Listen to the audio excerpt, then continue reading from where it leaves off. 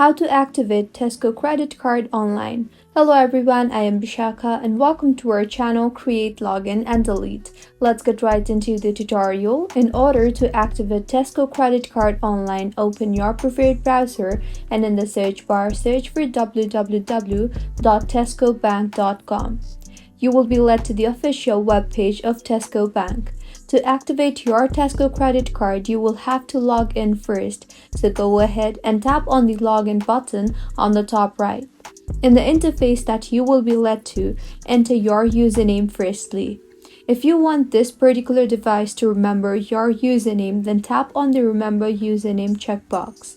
Also, if you have forgotten your username, then tap on the I have forgotten my username link and follow the on-screen prompts in order to recover your username. Now tap on the login button. You will be asked to enter your password for Tesco Bank account now. So go ahead and enter the password and log into your online banking account.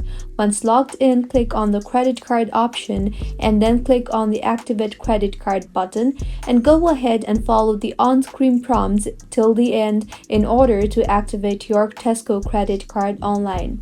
If you find this tutorial helpful, do subscribe to our channel. Thank you for staying with us until the end.